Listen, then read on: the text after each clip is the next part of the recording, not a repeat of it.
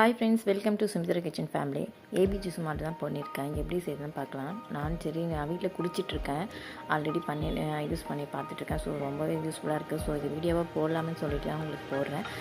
எப்படி இருக்குன்னு நான் எப்படி செஞ்சேன்னு வந்துட்டு சொல்கிறேன். நான் ஆல்ரெடி கலந்து வச்சுட்டேன். உங்களுக்காக கொஞ்சமாக பால் ஊற்றி திருப்பி ஆட் பண்ணுறேன். இது வந்து கேரட்டு பீட்ரூட் மட்டும் தனியாக அரைச்சிட்டேன்.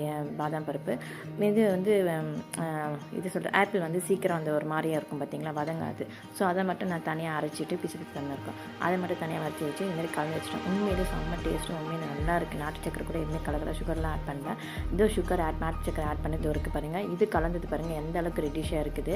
இதை வந்து நான் வந்து ஒரு 2 கேரட்டு, ஒரு பீட்ரூட்டு, ஒரே ஒரு ஆப்பிள் தான். இதை நல்லா துருவிட்டு எல்லாத்தையுமே காய வச்சுட்டேன். நல்லா தட்டில் போட்டு நல்லா பிளைன் தட்டில் நல்லா துணி போட்டு அது மூலம் காய வைக்கணும். அப்போ தான் டஸ்ட்டு படியாது. இது போல் ஃபைன் பேஸ்ட்டாக அரைச்சிட்டு நம்ம பாலையும் கலந்து குடிக்கலாம், இல்லை தண்ணியில் குடிக்கலாம். தவிர பாதாம், முந்திரி, பிஸ்தா கூட ஆட் பண்ணிக்கலாம். நான் வெறும் பாதாம் மட்டும் ஆட் பண்ணிக்கிட்டேன். இப்போ சரியாக காயிலனா ஈரப்பதத்தோடு அரைக்காதீங்க. பேனில் போட்டு நல்லா கொஞ்சம் ட்ரை பண்ணிவிட்டு அதுக்கப்புறம் அரைச்சிக்கோங்க. தேங்க்ஸ் ஃபார் வாட்சிங். ஃப்ரெண்ட்ஸ் அண்ட் ஃபேமிலி ஷேர் பண்ணுங்கள்.